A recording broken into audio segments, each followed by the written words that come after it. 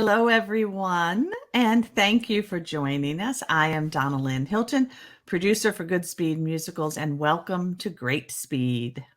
And I am Dan McMahon, as the name says right below me. I'm Director of Marketing and happy to be here and want to welcome all of you also. And, I want to start tonight, Donald, happy to report to those who don't know that, we're really enjoying doing these online programs, but we're actually doing shows right now. If you missed it, we've started a new program called Goodspeed by the River, and we're doing concerts right on the lawn in front of the Opera House or next to the Opera House, going amazingly well. Yeah. Everyone's having a good time, really thrilled to be outside. And we continue this weekend and then with the Playbillies, and then starting next Thursday, David Lutkin, who you might remember from Will Rogers Follies, is going to be here with his own band, the Seat of the Pants Band, and we'll have a good old time. So call the box office. The number's on the screen. Come join us. Excellent. Yeah, it's been so great to get back to work in just a little way and to put just a few people back to work. It's just been wonderful. And everybody's just been so, I will say, cooperative about the guidelines that we issued. And I just feel like it's a really safe environment on the lawn. I've never seen so many happy people together at once. Yeah. Yeah. Everybody. Typical Goodspeed. We make people happy. All right. So we had a little snafu in our planning for tonight, the best laid plans of Donna Lynn and Min. So what that means is that for this episode tonight, we don't have a guest. You have to make do with Dan and me. Hopefully, that's not too disappointing. And the great clips that we have of our 2011 production of Larry Gelbart, Cy Coleman, and David Zippel's wonderful City of Angels. I am so glad we're looking back at this one, because this is one that, you kind of lose track of, but it was really a challenge. And it was directed by Darko Tresnjak, a Tony Award winning Darko, and he did this before going to Hartford Stage as artistic director. It was that long ago. Goodspeed brought Darko to Connecticut. Right. I'll say that to anybody. Which was the first show? A little night music. Then Carnival. He did a Moore at the Terrace. Oh, that was beautiful. Yeah, that was a beautiful, beautiful show. Yeah. And this, and I'm missing something. Oh well. He was going to do Candide, but that's it. He was going to do Candide, and it was going to be brilliant. Let me tell which you would have been like deep into rehearsal right now, but we digress. Anyway, we digress.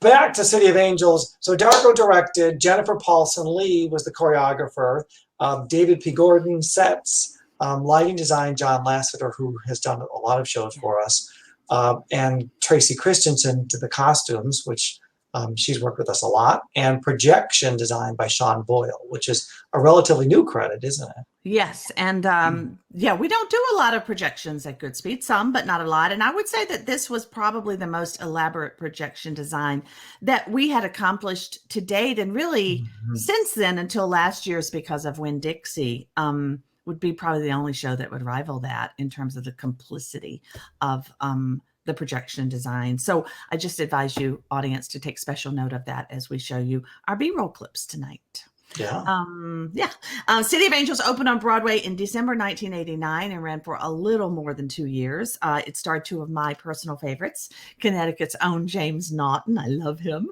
and Greg Edelman, who appeared at Goodspeed in Arthur, the musical, a new musical that we developed and produced at the Opera House in like 89, 90. Yeah, that was a lot of fun. Based on the film Arthur. I would like to have seen that one. It was good. It was really good. I'll have to go look at the archive in the library someday when we can get back in there. Anyway, the show is set in late 1940s Hollywood. And what's unique about it is it weaves together two plots simultaneously. So there's the Hollywood comedy, which is the real life story. And then there's the detective story, which is actually a movie. And so it's a little complicated. The real life is in color. The movie is in black and white, which actually helps to kind of understand what's going on. Yeah, and they appear on stage side by side. You'll see that in the clips. And most of the cast doubles as characters in the real Hollywood story and as the fictional counterparts in the detective film that one of our two leading men, the writer Stein is working on a screenplay of a book he wrote out in Hollywood. So yeah, that's clear as mud. Yeah. That makes more sense. That makes more sense in the play. So well, let's get to some video. Maybe this will help things out. As the show begins, if you remember, those of you that saw it sitting in the audience, Stone, who's a tough Los Angeles private eye, is lying on a hospital gurney. He's taking a bullet to the shoulder. He's got a lot on his mind. And so in this clip, he's flashing back to a week earlier. So let's take a look at Burke Moses as Stone and Nancy Anderson as Uli. We get any busier, you can start reading 2 newspapers. Yesterday's lies with today's date on them. Happy Monday. Was it only Monday? Can your whole life roll over and play dead, turn bad side out in just 7 days? Stone Investigations, Miss Uli speaking. No, he's not. Can I help you? It's a flat rate, $25 a day plus 8 cents a mile. Uh-huh. Uh-huh. Uh-huh. Well, I'm sorry your wife's cheating on you, mister, but there's no discount for veterans. Did I hear a phone? Some clown hoping for a few snaps of a little woman getting floor burns in the back of the family Chevy. I think he used a slug to pay for the call. We get any busier, you can start reading 2 newspapers. Yesterday's lies with today's date on them. Happy Monday. No such animal.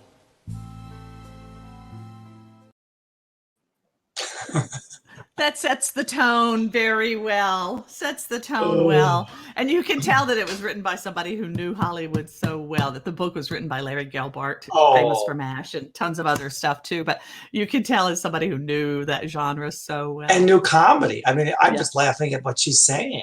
Yeah.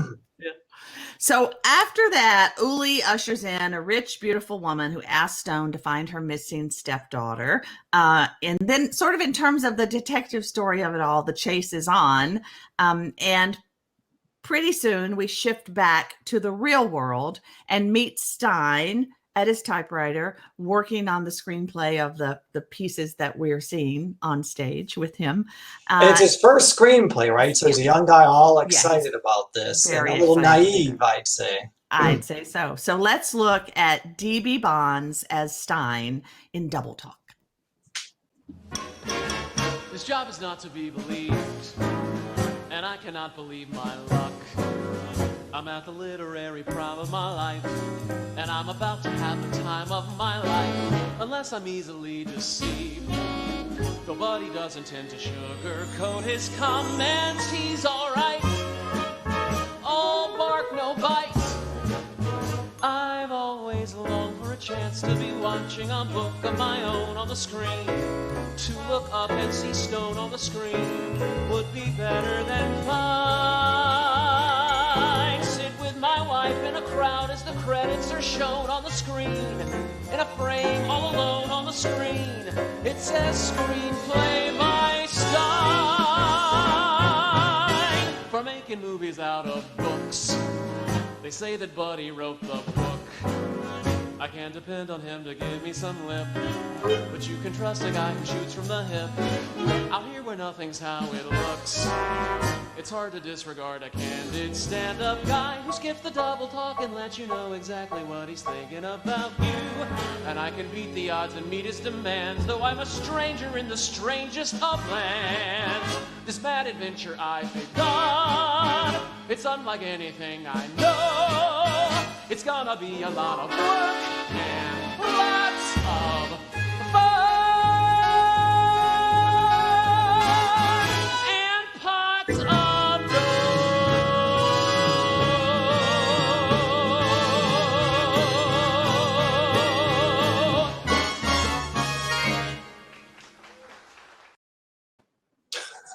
Score is so great. This entire score is so great. Kudos to Cy and David. I get to call them Cy and David because back in the day they were regulars at Goodspeed. Right. Yeah, it's so great. Well, and he really wanted to work jazz into this score. I mean, when I read back about it, that, you know, it's not just jazz for musical theater. He wanted to work in real jazz. And you hear that throughout. So this Yeah, and that image there was great for the audience who may not have seen the production of Goodspeed or may not have seen any other production of the show, to see the play of the two worlds against one another, because much of the play, one world remains on stage while the other is active, and you could really see it in that. The projection surface was a series of really huge Venetian blinds, 2 levels, 3 wide, and it was really complicated to coordinate all that. To build those and load Yeah. them in and tech them. Oh Yeah, my yeah, God. it was complicated. It was a massive show, which isn't actually produced very much at the professional level. And I think No, that's it's probably rarely because it's a complicated show to produce. Yeah. I think, I remember Darko saying that was one of the reasons he was attracted to doing this show, is because you don't get your hands on it often, and it's complicated and tricky and difficult, but it's a beautiful score and a great story. Yeah, Darko loves a challenge, and he's always up to it. And D.B. Bond's there. I adore him. He's great in that role, and he's directing now. He was an associate on Kinky Boots and mounts all the tours, and has. I always liked his voice, so clear and just natural. Yeah, it works really well in that score too. Yeah. Okay, so it's a massive show. There's a lot of show here, and we're limited in how much we can share, how much we could capture and share. So we're going to make a big leap ahead to a scene, a song between Stone and the woman Alara Kingsley, played by Liz Pierce. They have a little cat and mouse, I guess you could call it. So let's take a look at the tennis song. I bet you like to play rough. I like to work up a sweat. And you just can't get enough. I'm good for more than one set. But I promise I'll show no regret if you beat me. My backhand is clearly my forte. Shall we say the ball is in your court? No one ever plays with me. I thought your next of kin did. My husband never plays with me. He's too easily winded. You leave me breathless too. Wait till our match is through. I may like form and finesse, but I warm up in a jiff. It's not exciting unless the competition is stiff. I think I understand your racket. I'm not in your league. But you can hack it. This game commences with love. Well, I think love is a bore. Let's give the tempo a shove. And raise the stakes a bit more. One thing I'm positive of, it's time for someone to score. Tell me how you like to play. On grass or clay and every day. They're both okay. But time is running short.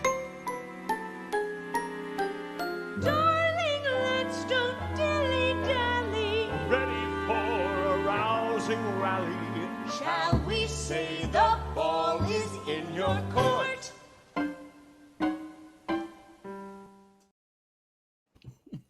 Oh, they're having too much fun with that. They are having too much fun. So much of the show is that way. You remember her husband is an iron lung. Oh, I forgot about her. Remember that? Having to get an iron lung on the Goodspeed stage. That was fun. That was anyway, fun. yeah, and I love that the lyrics in that they're so clever. All the double entendres, and it's all about the body language. Like that would be a completely different song if they were in tennis outfits and rackets. Like you would just kind of believe it. But what's going on? You're like, this does not match. I don't think we're talking about tennis. Hey, did you notice? Wait, before you go on, you set it up perfectly. The beginning of the clip with the blinds going down. That was an accident, but you could really see the Venetians go. You could almost hear them, I think. I know. Yeah. And it was not automated. That was not, Goodspeed. Automated. It was not automated. So that was just some brave stagehands. Love them. Okay. So our next number is a fun one too. You want to introduce it? Oh God, yeah. This one I loved watching every time. All you have to do is wait. And so Danny Bolero plays Detective Munoz. Munoz. Sorry. Anyway, he is basically, he was Stein's partner, police partner in the past, but they had some bad blood between them. Some things happened, and basically Munoz thinks that Stone got away with murder. And so in this song, another murder happens. They're pinning it on Stone. Of course, he's framed. And Munoz is so gleeful in this song. And I love it, and I love the props in this one. Yeah. There's no sun up in the sky, and the birds forgot to sing. But you're headed for a cell in the dying rotten hell, so it might as well be spring. I am singing like a bird when the jury sets the date, and this capital event proves revenge is heaven sent. All you have to do is wait. You're about to take that big siesta, Stone, but don't request a padre. Rest assured that I'll say mass. Try a final meal of tacos and a plate of beans mañana, or they are gonna give you gas. They will strap you in a chair, and for once you'll be polite. You'll say, Governor, pardon me, he'll be sure to disagree, 'cause the case I made it tight. It's the people versus Stone, and my money's on the state. Who says dreams will not come true? You will get what you are due. All you have to do is wait. Vámonos, muchachos, time to fiesta. On the day you die, I'll eat high on the hog. Santa Maria, I will go to town on the day you're put down like a dog. I'm leading an ovation at your asphyxiation, as crowds line up to watch you pay your debts. I'll collect my bets playing Castianes.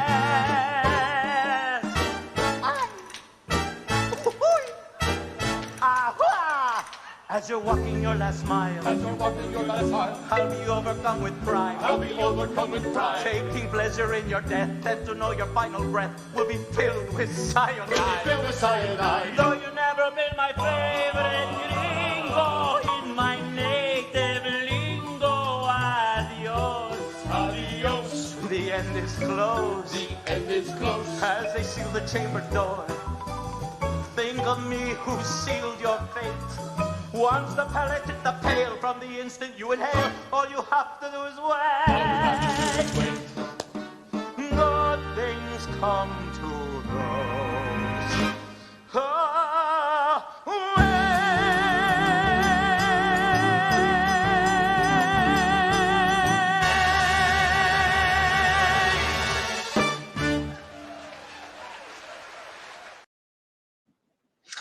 Oh, come on. Bones and skulls as castanets.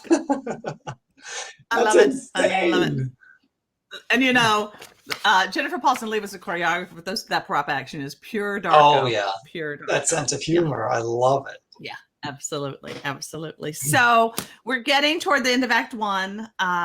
And Stone has been framed for murder. He's been arrested. And the Hollywood producer's busy butchering Stein's screenplay. And he's also having a nagging conscience because of Stein's. Conscience is nagging him because of his infidelity. Should be. And he's just, neither of them is having a great day. And they confront one another. The writer and the character he's created confront one another. So let's take a look at You're Nothing Without Me. You are some gumshoe, you just don't think well. Get this dumb gumshoe, you come from my inkwell. Is your mouth lonely with 1 foot in there? Stone, your brain only holds thoughts I put in there. Just what you are, I'll spell out.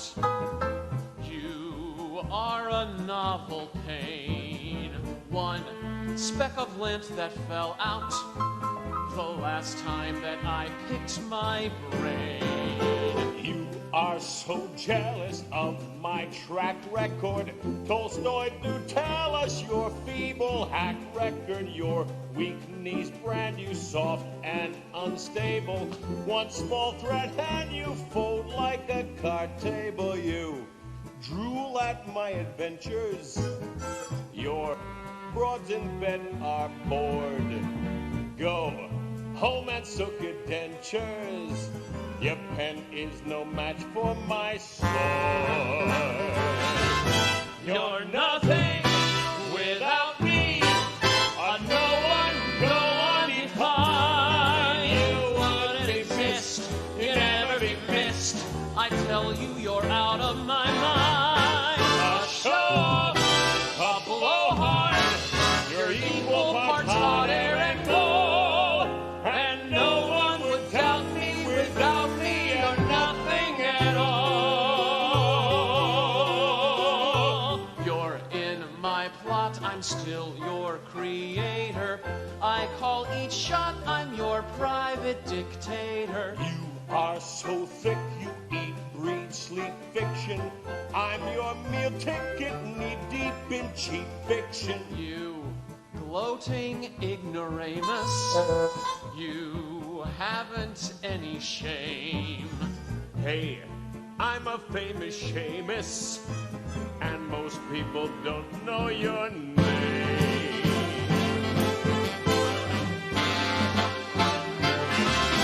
You're nothing without me. Without me, you just disappear right into thin air, and no one would care or notice you ever were here. A puppet, an upstart, a loser who's destined to fall. I'm everything you always wanted to be, but it's you with the issue you wish you were me. You're nothing without me, without me you're nothing.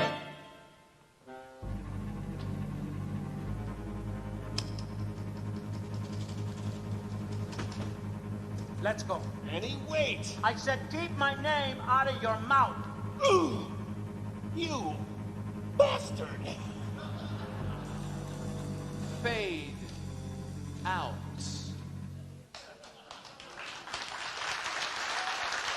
You're nothing without me. Without me, you're nothing at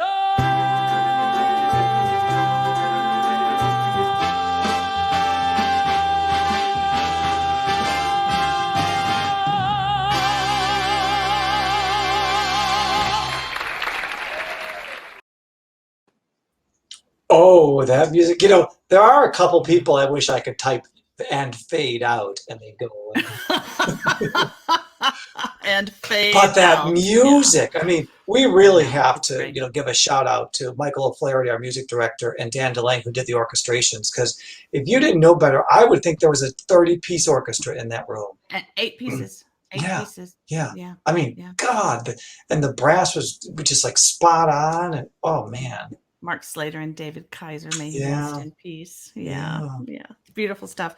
These look backs are equal part joy and pain because we can't do it right now. It drives me nuts. Okay, so then, so this, as I said, City of Angels is a very full show. I want again to shout out David Zippel and these lyrics because so beautiful when you listen, just so effective.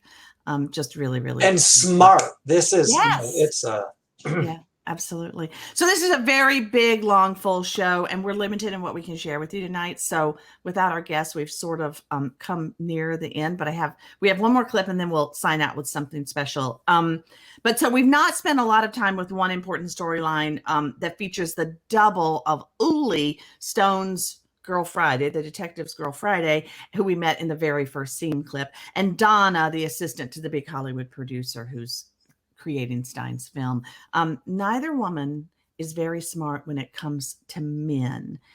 So we're going to look at a clip with Nancy Anderson as Donna. I go for the riff-raff, it's treating me so-so. When I can play the second fiddle, I'm a virtuoso. virtuoso. I could be playing for a wedding band, but there's no wedding rings attached. But you can bet there's strings attached. A matter of fact, if you want an ill-fated love affair, you can always count on me. Though I made a pact to carry out research before I care, men don't give a warranty. One Joe who swore he's single got me sort of crocked the beast. I woke up only slightly shocked that I'd defrocked a priest, or else I attract the guys who are longing to do my hair. You can always count on me. Though my kind of dame no doubt will die out like the dinosaur, you can always count on me. I'm solely to blame. My head gives advice that my heart ignores. I'm my only enemy. I choose the kind who cannot introduce the girl he's with. There's lots of smirking motel clerks who call me Mrs. Smith, but I've made a name with hotel detectives who break down doors. Guess who they expect to see? You can always count on, bet a large amount on, you can always count on me.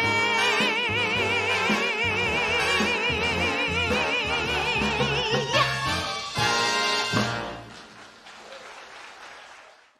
Nancy Anderson. Go, Nancy. So fabulous. There's another whole section of the song that's the song starts with of Uli's version of "You Can Always Count." You know, on Me. imagine how difficult that had to have been for her and for the others that played dual roles, because Yeah. they were different but similar and back and forth, and oh boy, kind of Lily Rowan has asked a question about did we have an Angel City Yeah. 4 quartet, and we did indeed have a quartet, and they were wonderful, but we didn't have good B-roll footage of them, so they're not in what we're showing tonight, but they were great. And Lily, if you're ever in the area, stop by the Goodspeed Library post-COVID and you can watch the whole archive.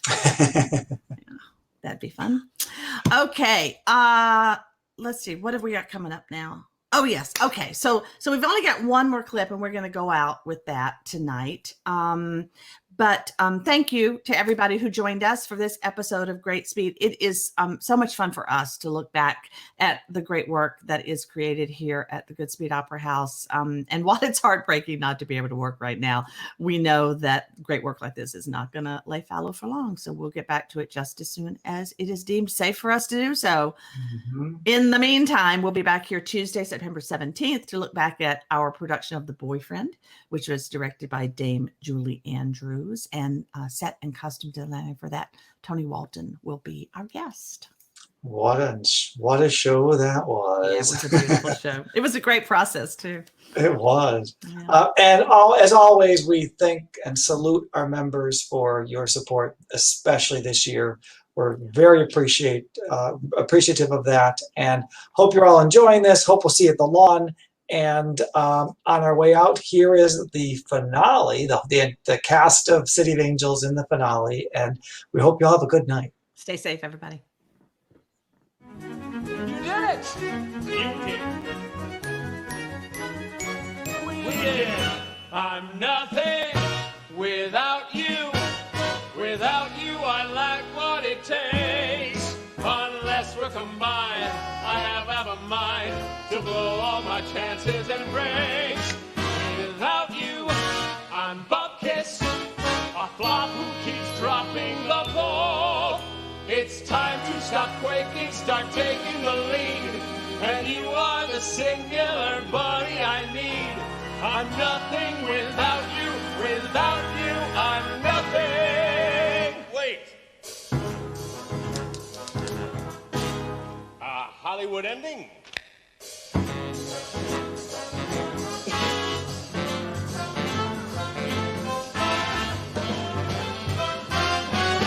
I'm nothing without you. No hero, a zero, that's me. With you by my side, there's no better time on how to be all I can be. I'm nowhere without you. To doubt you is where